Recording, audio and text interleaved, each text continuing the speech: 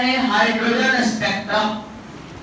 यह hydrogen spectrum hydrogen परमाणु से प्राप्त स्पेक्ट्रम है। आप लोग 9th क्लास में स्पेक्ट्रम के बारे में कुछ जानते हैं कि जब श्वेत प्रकाश को वृत्त से होकर गुजारा जाता है तो 7 रंगों की पट्टी प्राप्त होती है। इसको आप सभी स्टूडेंट स्पेक्ट्रम बोला करते हैं। Red, orange, yellow, green, blue, indigo, violet, ये 7 रंगों की जो पट्टी प्राप्त होती है इसी को आप स्पेक्ट्रम कहते हैं। यहाँ हम किसी सूर्य के प्रकाश से स्पेक्ट्रम नहीं प्राप्त करने जा रहे। यहाँ हम हाइड्रोजन एटम से स्पेक्ट्रम प्राप्त करेंगे। तो इसके लिए आपको एक एक्सपेरिमेंटल रिपोर्ट को देखना होगा, समझना होगा। ये है विसर्ग नली, जो शीशे का एक बेलनाकार डिस्चार्ज ट्यूब विसर्ग नली है, जिसके एक सिरे से एनोड जुड़ा हुआ है और दूसरे से कैथोड।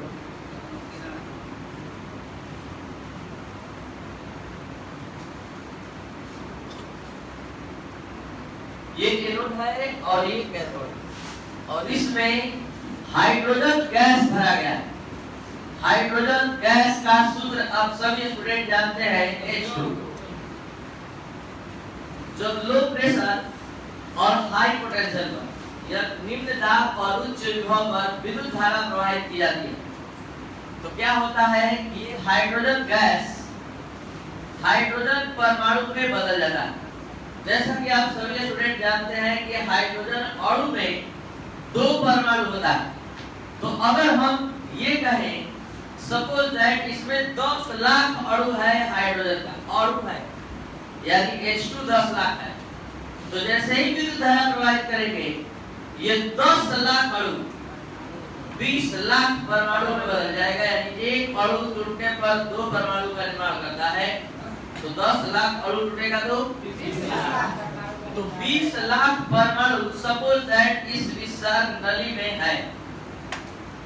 तो जैसे ही विद्युत धारा प्रवाहित किए, हर परमाणु में आपको पता होना चाहिए कि हाइड्रोजन का परमाणु संख्या 1 और उसके अनुसार इलेक्ट्रॉनिक विन्यास 1s1, जिससे पता चलता है कि इलेक्ट्रॉन प्रथम कक्ष में हमेशा इलेक्ट्रॉन हाइड्रोजन का प्रथम कक्ष में होता है।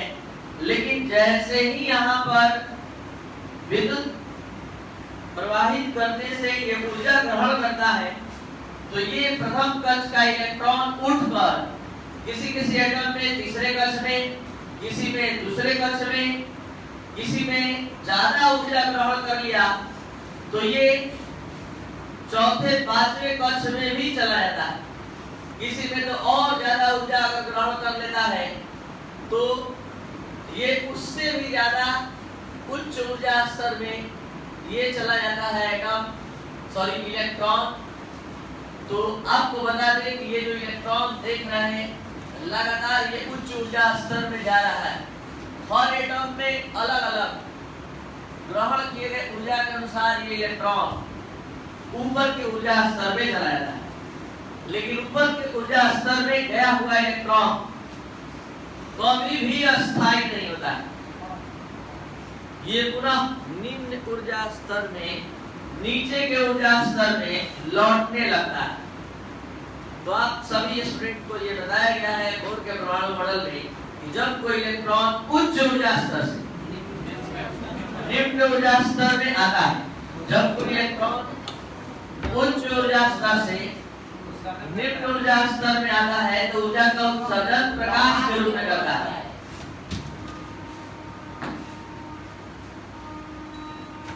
जब कोई इलेक्ट्रॉन उच्च ऊर्जा स्तर से निम्न ऊर्जा स्तर में आता है तो ऊर्जा का उत्सर्जन प्रकाश के रूप में करता है। और इसी प्रकाश को जब हम प्रिज्म से होकर गुजारते हैं तो एक स्पेक्ट्रम विकसित होता है। तो यहाँ पर क्या होगा,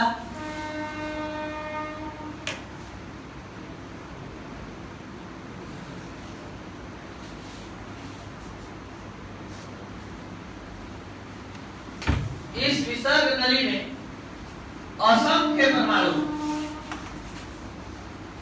और सभी परमाणु में विद्युत से ऊर्जा ग्रहण करके इलेक्ट्रॉन प्रथम कक्ष से द्वितीय कक्ष या तृतीय कक्ष या पांचवें कक्ष या कभी कभी ज्यादा ऊर्जा ग्रहण करके सातवें कक्ष या आठवें कक्ष में चला गया। लेकिन जैसे कि अभी तुरंत पता है कि उच्च ऊर्जा स्तर में गया हुआ इलेक्ट्रॉन कभी भी स्थायी नहीं होता है, पुनः निम्न ऊर्जा स्तर में लौटने लगता है। तो सोचिए ऐसा अगर हर एटम में होने लगे, इलेक्ट्रॉन पुनः निम्न ऊर्जा के स्तर में आने लगे, तो यहाँ निश्चित तौर पर ऊर्जा का उत्सर्जन प्रकाश के रूप में होगा। तो हर इलेक्ट्रॉन के लौटने से ऊर्जा का उत्सर्जन यहाँ प्रकाश के रूप में होने लगेगा। तो इस विसर्ग नली से एक प्रकाश निकलता हुआ दिखाई देगा और इसी प्रकाश के सामने जैसे ही हम प्रिज्म रखेंगे तो एक स्पेक्ट्रम विकसित होगा और यही स्पेक्ट्रम हाइड्रोजन स्पेक्ट्रम कहलाता है। तो आपको बता दें कि हर एटम में इलेक्ट्रॉन ऊर्जा अवशोषित करके जैसे ही ऊपर जाता है वो अस्थायी अवस्था में हो जाता है, वो पुनः अस्थायी अवस्था में आने के लिए ऊपर से निम्न ऊर्जा स्तर में लौटता है और लौटने क्रम में ऊर्जा का उत्सर्जन प्रकाश के रूप में करता है। इसी प्रकाश को जब हम प्रिज्म से होकर गुजारते हैं तो एक स्पेक्ट्रम विकसित करता है और इसी स्पेक्ट्रम को हम हाइड्रोजन स्पेक्ट्रम नाम देते हैं, क्योंकि ये सारा जो स्पेक्ट्रम प्राप्त हुआ है, स्पेक्ट्रम का जो अध्ययन चल रहा है वो हाइड्रोजन एटम में हो रहा है। हाइड्रोजन एटम में इलेक्ट्रॉन निम्न से उच्च ऊर्जा में गया, उच्च ऊर्जा से लौटकर निम्न में आ रहा है, तो ऊर्जा का उत्सर्जन प्रकाश के रूप में कर रहा है। इसलिए इस स्पेक्ट्रम का नाम क्या पड़ा? Hydrogen spectrum. अब आपको बता दें कि ये स्पेक्ट्रम की बहुत सी श्रृंखलाओं के रूप में प्राप्त होता है। ये स्पेक्ट्रम की श्रृंखलाओं के रूप में प्राप्त होता है क्योंकि इसमें असंख्य एटम है और हर एटम में इलेक्ट्रॉन उठकर निम्न से उच्च में जाता है और उच्च ऊर्जा से लौटकर पुनः निम्न ऊर्जा स्तर में आता है। तो यहाँ स्पेक्ट्रम जो है स्पेक्ट्रम की श्रृंखलाओं के रूप में प्राप्त होता है।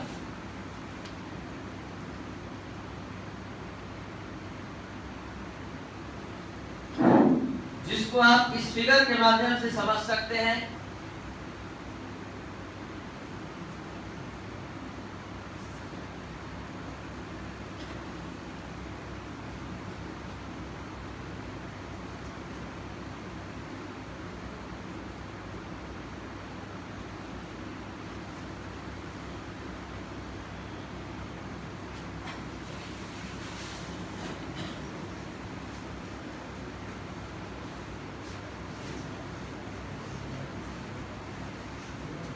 ये है प्रथम कक्ष, ये है द्वितीय कक्ष, ये तृतीय, ये चतुर्थ, ये पांचवा, ये छठवा, ये सातवां। किसी भी परमाणु में अगर इलेक्ट्रॉन कहीं भी गया है लेकिन जब लौटने का बारी आया तो अगर वो प्रथम कक्ष में ही लौटता है तो वहां पर स्पेक्ट्रम की जो श्रृंखला का निर्माण होगा उसका नाम लाइमन श्रृंखला होता है। आपको बता दें कि हर एक लाइन अलग अलग एटम का है, हर एक लाइन ये एक अलग एटम का है। किसी दूसरे एटम में इलेक्ट्रॉन तीसरा में गया था लेकिन कहीं भी गया है, अगर लौट कर प्रथम कक्ष में आएगा तो वहां जो श्रृंखला बनेगा उसका नाम लाइमन श्रृंखला कहलाता है।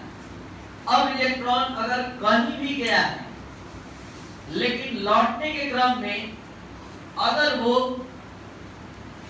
दूसरे कक्ष में ही आकर लौट जाए, रुक जाए, जैसे ये दूसरा कक्ष है, तीसरा से दूसरा में, चौथा से दूसरा में, पांचवा से, छठा से, सातवां से, सबसे आकर दूसरा ही कक्ष में रिटर्न हो तो हम इसको बामर श्रृंखला नाम देते हैं।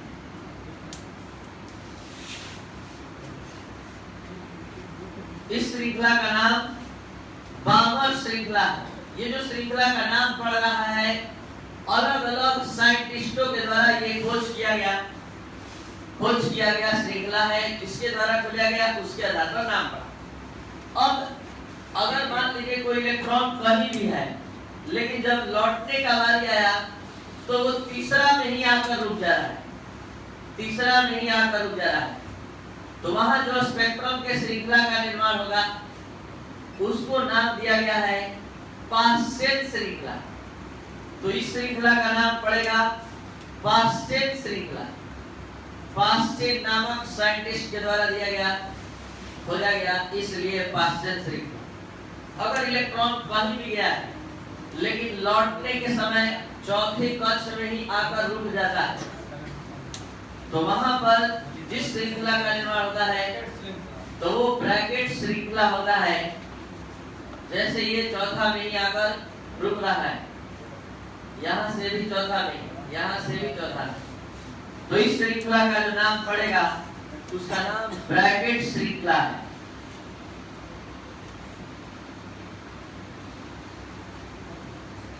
और ऊपर के ऑर्बिट में कहीं भी इलेक्ट्रॉन है,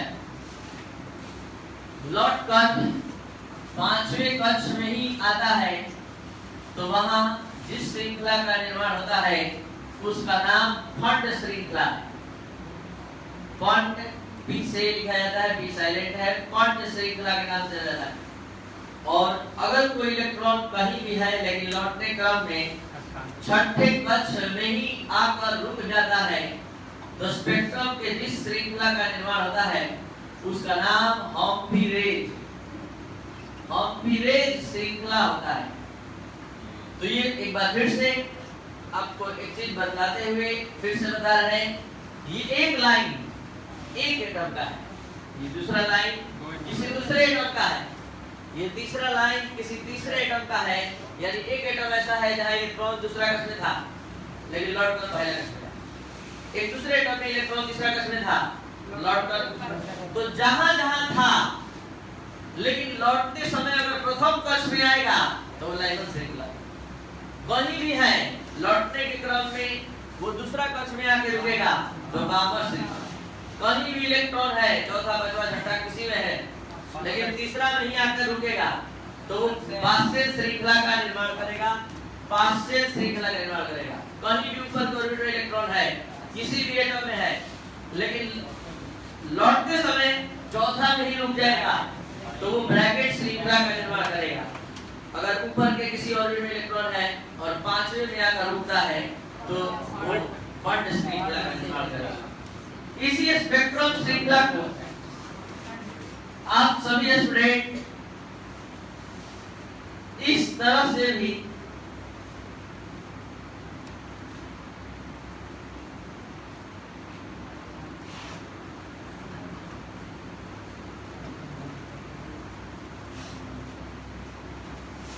अब यहाँ इसको हम ऑर्बिट नंबर मान लिए 1 2 3 4 5 6 7 8। अब प्रथम कक्ष से इलेक्ट्रॉन लौटकर द्वितीय कक्ष से इलेक्ट्रॉन लौटकर प्रथम कक्ष में, द्वितीय कक्ष से लौटकर प्रथम कक्ष में, चौथे कक्ष से लौटकर प्रथम कक्ष में, पांचवें कक्ष से, छठे कक्ष से, सातवें कक्ष से, आठवें कक्ष से। तो यहाँ जो स्पेक्ट्रम श्रृंखला का निर्माण हुआ इसी का नाम है लाइमन श्रृंखला, लाइमन सीरीज। लाइमन सीरीज का परिभाषा क्या है? जब इलेक्ट्रॉन उच्च ऊर्जा स्तर से लौटकर प्रथम कक्ष में आता है तो स्पेक्ट्रम के जिस श्रृंखला का निर्माण होता है उसे लाइमन श्रृंखला कहते हैं। अब हम ऑर्बिट ऐसे मान लिए हैं, ऐसे ऑर्बिट कक्ष आप लोग हमेशा ऐसे समझते हैं, इसीलिए हम ये फिगर पहले ऐसे बना दिए, दिखा दिया आपको। यही फिगर यहाँ बनाया है, इसमें हम कक्ष को इसको मान लिए सब ऊर्जा स्तर है, पहला दूसरा तीसरा चौथा। अब कोई इलेक्ट्रॉन सपोज दैट कहीं भी है लेकिन दूसरे कक्ष में ही आकर रुक जा रहा है, तो स्पेक्ट्रम के जिस श्रृंखला का निर्माण होगा उसको हम बामर श्रृंखला नाम दें, बामर श्रृंखला।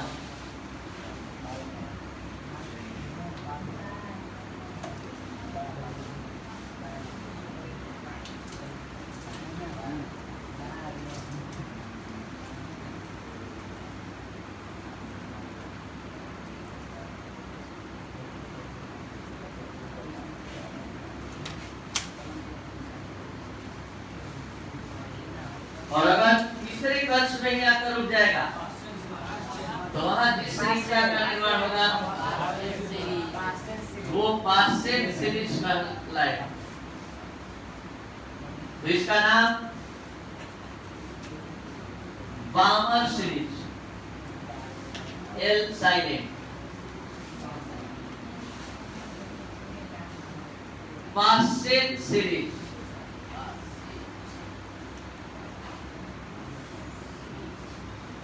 पास्टेड सीरीज। और जब चौथे में ही आकर रुक जाएगा तो वो होगा ब्रैकेट श्रृंखला, कहीं भी रहेगा लेकिन लौट कर चौथे पक्ष में आएगा, तो स्पेक्ट्रम के जिस श्रृंखला का निर्माण होगा उसका नाम ब्रैकेट श्रृंखला।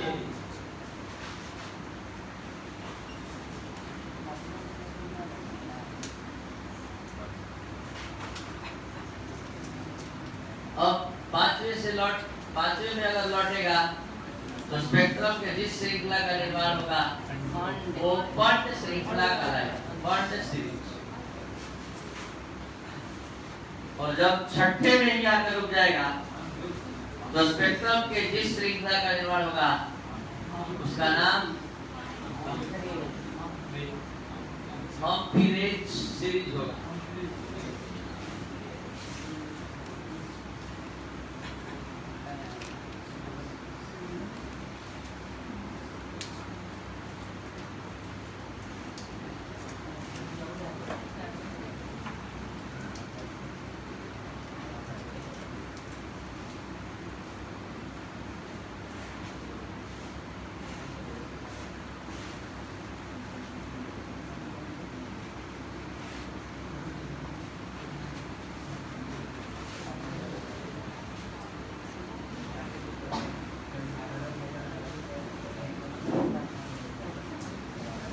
ये है आपका हाइड्रोजन स्पेक्ट्रम।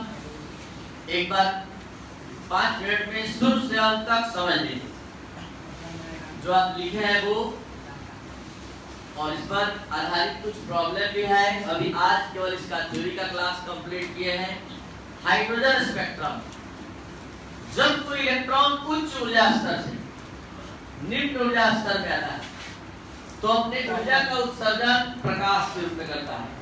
हर एक ट्रांजिशन में, हर एक ट्रांसफर में इलेक्ट्रॉन अपने ऊर्जा का ह्रास, ऊर्जा को प्रकाश के रूप में उत्सर्जित करता है। हर बार ये लगातार ऊर्जा का उत्सर्जन प्रकाश के रूप में करता है। इसी प्रकाश को प्रिज्म से होकर हम गुजारते हैं तो एक स्पेक्ट्रम विकसित होता है। क्योंकि ये हाइड्रोजन के परमाणु से प्राप्त हुआ है इसलिए इस स्पेक्ट्रम का नाम हाइड्रोजन स्पेक्ट्रम है। ये स्पेक्ट्रम की बहुत सी श्रृंखलाओं के रूप में प्राप्त होता है, जिसमें से कुछ श्रृंखलाएं हैं लाइबल श्रृंखला, बामर श्रृंखला, पास्टेड, ब्रैकेट, क्वांट, हम्फ्रीज। अब जैसा कि स्टार्टिंग में पूरा अच्छा से समझे कि इस विसर्ग नली में असंख्य एटम है, हाइड्रोजन परमाणु, हाइड्रोजन अणु, और उस जैसे ही विद्युत धारा प्रवाहित करते हैं तो हर एक अणु 2 परमाणु में बदलता है। तो अगर मान के चलते हैं कि 10 लाख अणु है तो परमाणु की संख्या 20 लाख, और हर परमाणु में इलेक्ट्रॉन निम्न ऊर्जा स्तर से, क्योंकि हाइड्रोजन का इलेक्ट्रॉनिक विन्यास 1s1, उससे पता चलता है कि इसका इलेक्ट्रॉन प्रथम कक्ष में। जैसे ही ऊर्जा अवशोषित करेगा, बिना ऊर्जा अवशोषित किए कोई इलेक्ट्रॉन इधर से उधर नहीं जा सकता। तो ऊर्जा कहां से मिला? इलेक्ट्रिक करंट से। जो हम इलेक्ट्रिक सप्लाई किए वहां से वो ऊर्जा ग्रहण किया, और किसी का इलेक्ट्रॉन दूसरा में, किसी का तीसरा में, किसी का 5वां में, किसी का 8वां में चला गया। लेकिन ऊपर के कक्ष में गया इलेक्ट्रॉन स्थायी नहीं रहा, वो पुनः निम्न ऊर्जा स्तर में लौटने लगा। तो अपने ऊर्जा का उत्सर्जन प्रकाश के रूप में किया। इसी प्रकाश को हम प्रिज्म से होकर गुजारे तो एक स्पेक्ट्रम विकसित हुआ जिसे हाइड्रोजन स्पेक्ट्रम कहते हैं। ये स्पेक्ट्रम की श्रृंखलाओं के रूप में प्राप्त होता है, जिसमें से पहला है लाइमन श्रृंखला, यानी वह श्रृंखला